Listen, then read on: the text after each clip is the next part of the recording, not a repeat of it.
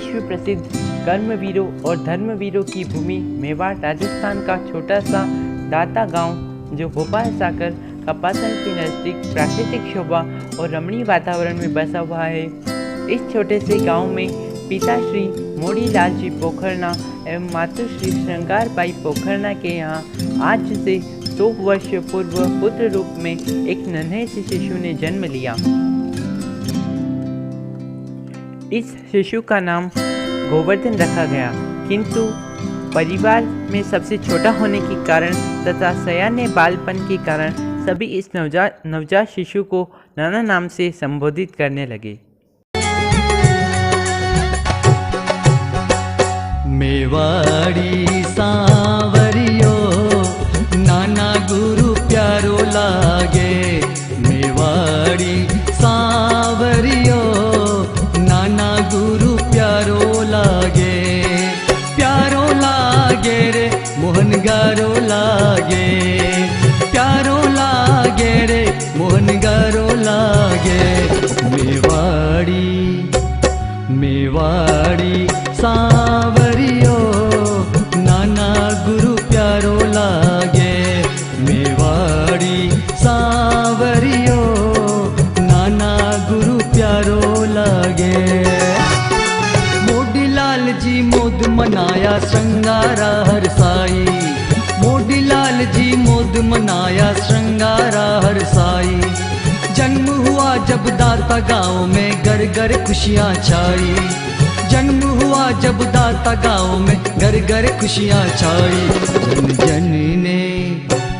जन जन ने सोहणियों नाना गुरु प्यारो लागे, मेवाड़ी सांवरियो नाना गुरु काल का पक्षी समय के सुनहरे पंखों पर अपनी चंचल वृत्ति के अनुसार अबाधित गति से उड़ता रहा और इधर हमारे चरित्र नायक विविध आयामी चिंतनात्मक कल्पनाओं के दिव्य पंखों पर अंतर की सैर के लिए उड़ान भरने लगे। दाता इतना छोटा सा गांव है कि उस समय वहां प्रायः कच्चे मकान ही हुआ करते थे। आवागमन हेतु सुव्यवस्थित सड़क मार्ग तक उपलब्ध नहीं था। ऐसे अविकसित गांव में अपना बाल्यकाल व्यतीत करते हुए भी बालक नाना ने अपने चिंतन को एक नई दिशा दी और स्वयं को आत्मविकास के मार्ग पर अग्रेसित किया। काल चक्र यानी टाइम साइकिल। अभी हम कौन से समय में जी रहे हैं, ये जानने के लिए देखते हैं टाइम साइकिल यानी काल चक्र। क्या है विश्व, कैसा है विश्व, तू जान सर्वज्ञ से, कह गए केवल ज्ञानी महावीर गौतम गणधर से। क्या है विश्व, कैसा है विश्व, तू जान सर्वज्ञ से, कह गए केवल ज्ञानी महावीर गौतम गणधर से।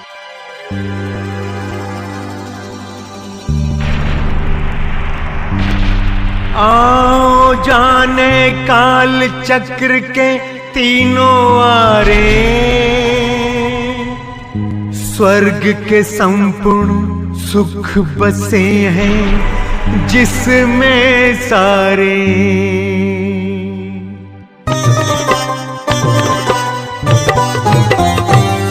ना रोग है ना शोक है, ना आधि ना उपाधि, ना आकुलता ना व्याकुलता, जहाँ हरदम रहे समाधि।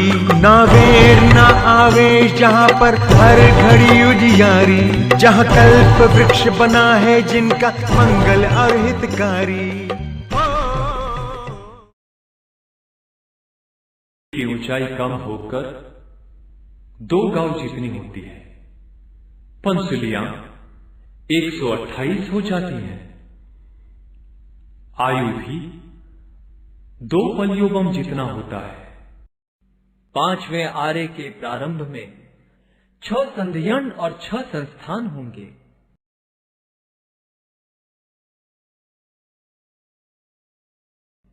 फिर क्रमशः अंतिम संधियन के संस्थान रहते हैं। 5वां आरा पूरा होने पर 10 प्रकार की बारिश होगी, जिसमें सब कुछ विनाश हो जाएगा। मात्र 5 स्थानक ही बचेंगे। पहला गंगा नदी, दूसरा सिंधु नदी, तीसरी लवण की खाड़ी, चौथी ऋषभकूट पर्वत और पांचवा वैताड़्य पर्वत। गंगा और सिंधु नदी में बहुत कम पानी रहेगा और 4 चीजों का विनाश होगा। प्रथम जैन धर्म, दूसरा मिथ्यात्वी का धर्म, तीसरा राजनीति और चौथा बादर अग्नि। छठा आरा दुसम दुसम, यानी दुख ही दुख, सैडनेस ही सैडनेस। छठे आरे में मनुष्य का देहमान आरे की शुरुआत में 2 हाथ जितना और आरे के अंत में 1 हाथ जितना। छठे आरे में मनुष्य का आयुष्य आरे की शुरुआत में 20 वर्ष और आरे के अंत में 16 वर्ष, पसलियां 8 और आरे के अंत में 4। छठे आरे का समय 21,000 वर्ष। इस आरे में भयंकर दुख, जमीन का रस राख के समान, यानी छाई जैसा। 6 वर्ष की स्त्री गर्भ धारण करेगी और वह ऐसे बच्चे को जन्मेगी जिसे कुरूप, काले और रोगी हो, नाखून और केस बड़े बड़े। गंगा और सिंधु में अल्प पानी रहेगा, लोग बिल में रहेंगे, सिर्फ मांसाहार करेंगे। भीषण गर्मी और भीषण ठंड होगी। मनुष्य मच्छी नदी से निकाल के रेत में सेक के खाएंगे। नरक और तिर्यंच गति में जाने वाले जीव होते हैं। जो मनुष्य धर्म रहित होगा उसे इस आरे में जन्म लेना पड़ेगा। दीवानो प्रिय, अभी हमने काल चक्र की हर एक आरे का वर्णन सुना। एक काल चक्र में धर्म का काल मात्र अल्प समय का है। हमें ईगो, जेलसी, एंगर को कम करके दान, धर्म, तप, त्याग वगैरह करके पुण्य कमाना चाहिए। परमात्मा ने कहा, समय मात्र भी प्रमाद करने जैसा नहीं है। प्रमाद से मुक्ति ही परिभ्रमण से मुक्ति। मैंने 4 गति 84 लाख योनियों में दुर्लभ यह मानव तन पाया है, इसलिए मुझे इस भाव को यूं ही नहीं गंवाना है, वरन 3 मनोरथ को पूर्ण कर मुक्ति को प्राप्त करना है। मेरे जीवन के सारे प्रयास अब इसी दिशा में होने चाहिए कि मैं जीवन का अंतिम लक्ष्य निर्वाण को प्राप्त कर सकूं। इस बात की जानकारी जब आपकी पूजनीय माता श्री एवं आपके बड़े भ्राता मिठूलाल जी को हुई तो उन्हें समझते देर नहीं लगेगी यह इनका वीरत्व के लिए प्रथम पदचरण है। क्या तुमने त्याग प्रत्याख्यान लिए हैं? तुमने किसे पूछकर ये त्याग लिए? और महाराज ने भी किसी को पूछे बिना कैसे करवा दिया? हम नहीं मानते इस त्याग को। अब से संतों के पास नहीं जाओगे। क्या बहन, इतनी चिंतित क्यों हो? क्या बताऊं बहना, मेरे लाल को मना करने पर भी चुपके से महाराज के पास चला जाता है। चिंता तो इस बात की है कि कहीं उसे वैराग्य ना आ जाए। मैंने सुना है कि सिर मुंडाकर चमार की कुंडी का पानी छिटकने से वैराग्य उतर जाता है। आप चाहे जैसे परीक्षण कर ले, मेरा वैराग्य कपूर की टिकिया जैसा नहीं है जो हवा लगते ही उड़ जाए। मैंने बहुत चिंतन पूर्वक वैराग्य पद स्वीकार किया है। आप जादू टोना, मंत्र तंत्र आदि सभी परीक्षणों को पूरा कर ले।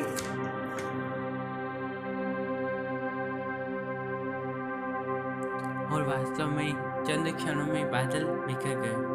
चरित्र नायक मन ही मन पुलकित होते हुए चिंतन करने लगे कि मेरा उद्देश्य शीघ्र ही सफल होगा, अतः अब मुझे योग्य गुरु की खोज कर लेनी चाहिए। योग्य गुरु की खोज हेतु उन्होंने अनेक जगह तलाश की, अनेक संतों महात्माओं के प्रवचन सुने। कई संत महात्माओं ने उन्हें अपना चेला बनाने हेतु कई प्रकार के प्रलोभन भी दिए, किंतु वो इन प्रलोभनों से सदैव दूर रहे और योग्य गुरु की तलाश का उनका प्रयास अवश्य जारी रहा।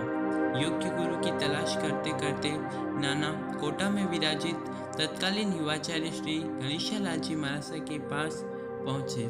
पूज्य श्री गणेशालाल जी महाराज के प्रवचन से वे अत्यंत प्रभावित हुए। उनके मुखमंडल की आभा और तेज ने उन्हें अत्यधिक प्रभावित किया। अब उन्होंने उन्हें विनम्रतापूर्वक निवेदन किया कि भगवान, मुझे इस संसार चक्र से मुक्ति प्राप्त करनी है। मैं आपका शिष्य बनना चाहता हूँ। किंतु पूज्य श्री गणेशालाल जी महाराज ने सच्चे अर्थों में निष्प्रिय साधक थे। उन्हें शिष्य लोभ तनिक मात्र भी नहीं था। उन्होंने तत्काल ही नाना से कहा कि साधु बनना कोई सहज कार्य नहीं है, तलवार की तीक्ष्ण धार पर चलने से भी अधिक कठिन एवं दुष्कर कार्य है। 5 महाव्रतों का पालन और इंद्रिय विजय करना कोई सहज बात नहीं है। अतः आवेश में अथवा जल्दबाजी में साधु बनने का निर्णय करने की अपेक्षा तुम्हारे लिए यही श्रेयस्कर है कि गृहस्थ जीवन में रहकर ही सदाचार का पालन करो। किंतु युवा मन नाना यह समझ चुके थे कि ये मेरे सच्चे गुरु हो सकते हैं, ये ही मुझे इस संसार चक्र से मुक्त करने में सहयोगी बन सकते हैं। योग्य गुरु के रूप में उन्होंने मन ही मन गणेशाचार्य को अपना गुरु मान लिया और वैराग्यावस्था में उन्हीं के साथ रहने लगे। गणेशाचार्य ने भी मुमुक्षु नाना की वैराग्यावस्था की सम्यक परीक्षा में की और यह अनुभव किया कि यह वैरागी अवश्य ही भविष्य में बड़ा महापुरुष बनेगा। इसकी वैराग्य भावना प्रबल है, अतः इसे दीक्षा दी जा सकती है। अपने गुरु से दीक्षा प्रदान करने का यथेष्ट संकेत प्राप्त कर मुमुक्षु नाना ने दीक्षा की सभी आवश्यक क्रिया को पूर्ण करने हेतु सर्वप्रथम अपने परिजनों से आज्ञा प्राप्त करने का निवेदन किया, किंतु परिजनों ने सहज ही आज्ञा नहीं दी। तब मुमुक्षु नाना ने अठम तप तेला की आराधना की तथा यह प्रतिज्ञा की कि जब तक आज्ञा नहीं मिलेगी मैं पालना नहीं करूँगा। मुमुक्षु नाना की दीक्षा लेने की तीव्र भावना ने परिजनों को उनकी स्वयं साधना में सहयोगी बनने हेतु मजबूर कर दिया। तुम्हें दीक्षा लेनी है तो हम देंगे, किंतु जल्दी मत करो। समय की परिपक्वता पर सभी कार्य सुंदर होते हैं। अतः संसार की कुछ अनुभूतियाँ प्राप्त करो और उचित उम्र होने पर संयम स्वीकार कर लेना। यदि इतना भी नहीं मानते हो तो कम से कम इतना तो सोचो कि मेरी अवस्था भी ढल रही है। मेरी सेवा करने का भी तुम्हारा कर्तव्य है। अतः जिसे भगवान महावीर ने यह प्रतिज्ञा की, जब तक माता पिता जीवित रहेंगे दीक्षा नहीं लूंगा, वैसे ही तुम जब तक मैं जीवित हूँ यह हट छोड़ दो। मेरे चले जाने के बाद जैसा सुख हो वैसा करना। इस पर जरा विचार करें कि मैं आपकी इस रुकावट में कितने कर्म बांध लूंगा। आप जानती हो कि मैं संसार के बंधनों में हरगिज उलझने वाला नहीं हूँ और मेरी भावना एवं लग्न अब संयम के प्रति दृढ़ हो चुकी है और कब मैं दीक्षा लूँ। अतः अब आपको मेरे इस मार्ग में बाधा नहीं डालनी चाहिए। और उन्होंने यह जानकर कि सुयोग्य गुरु के सानिध्य में यह दीक्षा लेने वाले हैं, ऐसा योग्य गुरु सहज ही नहीं मिलता। यह सब सुखद संयोग जानकर दीक्षा हेतु आज्ञा पत्र प्रदान कर दिया।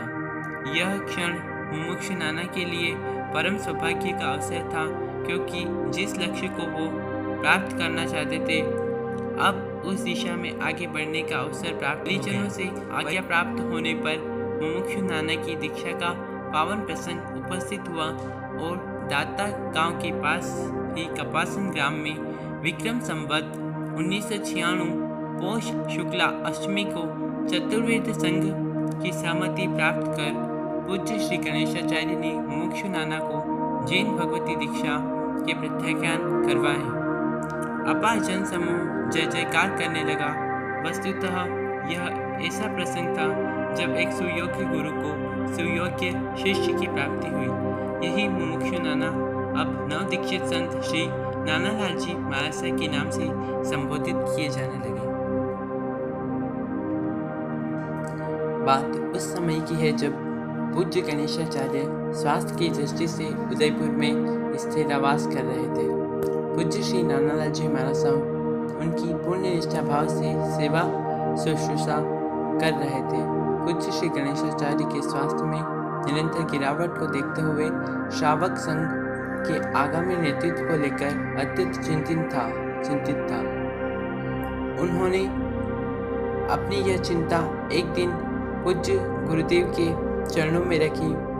गुरुदेव ने श्रावकों को आश्वस्त करते हुए कहा कि योग्य समय पर मैं संघ को अपने उत्तराधिकारी के रूप में ऐसा गुदड़ी का लाल दूंगा जिसे देखकर सभी आश्चर्य करेंगे और उसके द्वारा जनशासन की जो प्रभावना की जाएगी उसे देखकर तो आप लोग भी चकित रह जाएंगे।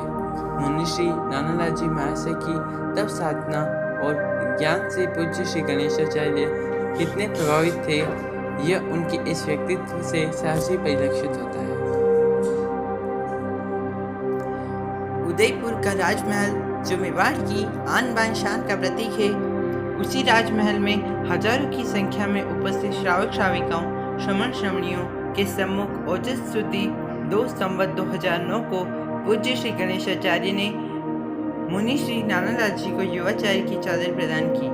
यह क्षण सदैव चिरस्मरणीय रहेगा, क्योंकि पूज्य गणेशाचार्य ने एक योग्य शिष्य को यह महत्वपूर्ण भार सौंपकर जिन शासन पर बड़ा उपकार किया। विश्व में सर्वत्र हिंसा, आतंकवाद, गृह युद्ध आदि की विभीषिका दृष्टिगोचर होती है। सर्वत्र विषमता, विमनस्यता, विभेद, विघटन और विसंगति की प्रधानता दिखाई देती है। कहीं पर भी सुख, शांति, सौहार्द, स्नेह और सहकार की भावना देखने को नहीं मिलती। इस अशांत वातावरण को यदि कोई शांति का स्वरूप प्रदान कर सकता है तो वह है भगवान महावीर की अहिंसा परक समता।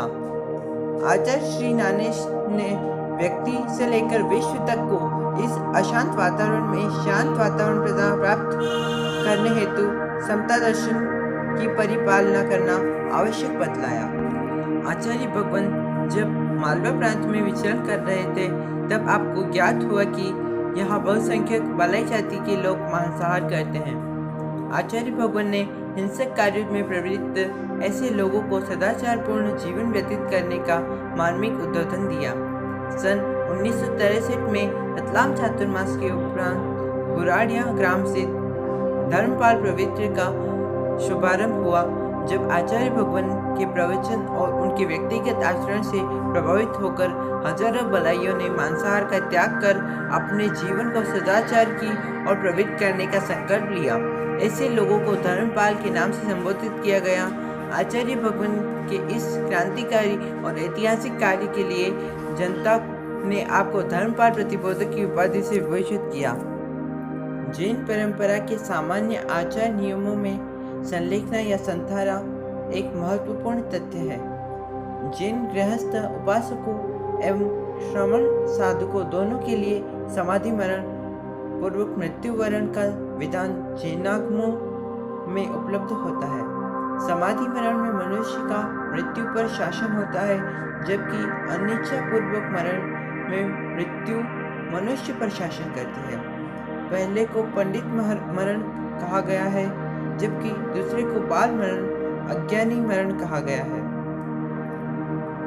जीवन की संध्या वेला में सामने उपस्थित मृत्यु को जो स्वागत करता है और उसे आलिंगन देता है, मृत्यु उसके लिए निरर्थक हो जाती है और वह मृत्यु से निर्भय हो जाता है तथा अमरता की दिशा में आगे बढ़ जाता है। 27 अक्टूबर 1999 की बात है। उदयपुर की पौषशाला में जहां आचार्य भगवान विराज रहे थे, इस दिन उनके स्वास्थ्य में अत्यधिक गिरावट आई। तब युवाचार्य भगवान ने आचार्य श्री से पूछा कि क्या आपको संथारी का प्रशिक्षण करवा दें। आचार्य भगवान ने इस हेतु तत्काल अपनी सहमति दी और पूर्ण सजग अवस्था में प्रातः 9:45 त्रिविहार संतारा ग्रहण किया। पुनः चतुर्वेद संघ की उपस्थिति में सायंकाल 5:30 बजे युवाचार्य श्री रामेश से चौबिहार संतारा ग्रहण कर लिया। इसके साथ ही आचार्य प्रवर पूर्ण शांति की अवस्था में समता भाव से आत्म समाधि में लीन रहे। जिस सजग अवस्था में आचार्य प्रवर ने संथारा ग्रहण किया था, उसी अवस्था में रात्रि 10:41 पर पूर्ण समाधि के साथ उनकी आत्मा ने शरीर का त्याग कर दिया। आज आचार्य प्रवर देह रूप में हमें उपलब्ध नहीं है, किंतु साधु साध्वियों एवं श्रावक श्राविकाओं के हृदय में आज भी आचार्य प्रवर एवं विराजमान है। उनका शांत सौम्य चेहरा और समतामयी जीवन युगों युगों तक जनमानस के श्रद्धा का केंद्र रहेगा। आचार्य ज्ञानेश दया, करुणा, त्याग की जीवंत प्रतिमूर्ति थे।